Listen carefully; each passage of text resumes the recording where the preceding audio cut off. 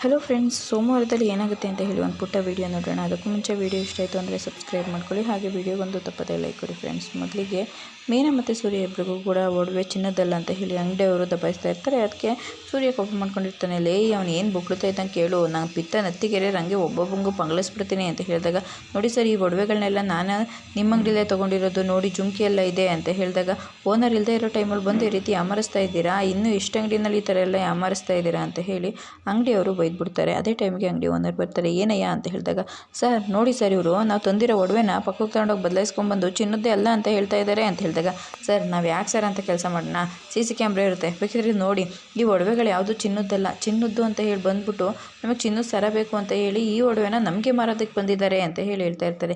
Sir, ನಾನು ತುಂಬ ಸಲ ಒಡವೆಗಳನ್ನ ಇಲ್ಲೇ ತೊಗೊಂಡೋಗಿರೋದು, ಇದೆಲ್ಲ ಚಿನ್ನದ್ದೇ, ಇಲ್ಲಿ ನೋಡಿ ಸರ್, ಈ ಜುಮ್ಕಿ ಹೋದ ಸಲ ತಾನೇ ನಿಮ್ಮ ಹತ್ರನೇ ತೊಗೊಂಡೋಗಿರೋದು ಅಂತ ಹೇಳಿ ಹೇಳ್ತಾಳೆ.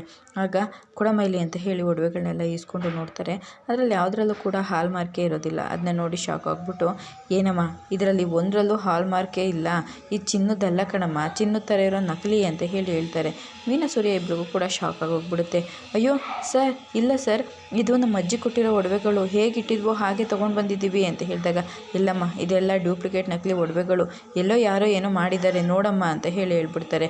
ಆಗ ರೀ ಬಂದ್ರಿ ನೀವು ಅಂತ ಹೇಳಿ ಕರ್ಕೊಂಡು ಬರ್ತಾನೆ. ಕಾರಲ್ಲಿ ಕೂತ್ಕೊಂಡು, ಇದೆಲ್ಲ ಹೆಂಗಾಗೋದಕ್ಕೆ ಸಾಧ್ಯ, ನಮ್ಮನೆಯಲ್ಲಿ ಇಂಥ ಕೆಲಸ ಮಾಡೋದಕ್ಕಾಗೋದು ಆ ಪೆಕ್ಕೆ ನನ್ನ ಮಗ ಮನೋಜಂಗೆ ಮಾತ್ರನೇ, ಹೆಂಗಿದ್ರು ಹತ್ರದಲ್ಲೇ ಶೋರೂಮ್ ಇದೆ, ಹೋಗಿ ಚೆನ್ನಾಗಿ 4 ಬಾರಿಸಿದ್ರೆ ನನ್ನ ಮಗ ಎಲ್ಲನೂ ಬಾಯ್ಬಿಡ್ತಾನೆ ಅಂತ ಹೇಳಿದಾಗ, ರೀ ಯಾಕೆ ರೀ ಹೀಗೆಲ್ಲ ಮಾಡ್ತಾಯಿದ್ದೀರಾ, ಇದಕ್ಕೂ ಅವ್ರಿಗೂ ಏನು ಸಂಬಂಧ, ಸಕ್ಕರೆನ ಯಾಮಾರಿಸೋದು ಅವ್ನಿಗೇನು ಭಾರಿ ದೊಡ್ಡ ವಿಷಯ ಅಲ್ಲ ಕಣೆ, ಯಾವಾಗ ಬೇಕಿದ್ರೂ ಯಾಮಾರಿಸ್ತಾನೆ ಅಂತ ಹೇಳಿದಾಗ, ರೀ ಹಾಗಂತ ಪ್ರತಿ ಸಲ ಹೋಗಿ ಅವ್ರನ್ನೇ ಪ್ರಶ್ನೆ ಮಾಡೋದಕ್ಕಾಗೋದಿಲ್ಲ, ನೋಡಿ ನಾಳೆ ಅಜ್ಜಿ ಬರ್ತಾರೆ, ಅವ್ರು ಬರೋವರೆಗೂ ಬಂದು ಹೋಗೋವರೆಗೂ ಯಾವುದೇ ರೀತಿ ಗಲಾಟೆ ಮಾಡಲ್ಲ ಅಂತ ಹೇಳಿ ನನ್ನ ಮೇಲೆ ಆಣೆ ಮಾಡಿ ಹೇಳಿ ಅಂತ ಹೇಳ್ತಾರೆ.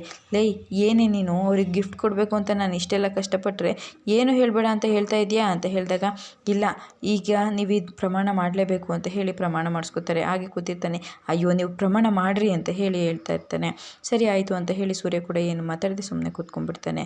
ಆದರೆ ಮನೋಜ ಮತ್ತು ಸಕ್ಕರೆ ಮೇಲೆ ತುಂಬಾ ಕೋಪ ಮಾಡ್ಕೋತಾ ಇರ್ತಾನೆ. ಇದಿಷ್ಟು ಸೋಮವಾರದ ಒಂದು ಪುಟ್ಟ ವಿಡಿಯೋ ಇಷ್ಟ ಆಯಿತು ಅಂದರೆ ಸಬ್ಸ್ಕ್ರೈಬ್ ಮಾಡ್ಕೊಳ್ಳಿ, ಹಾಗೆ ಒಂದು ಲೈಕ್ ಕೊಡಿ ಫ್ರೆಂಡ್ಸ್.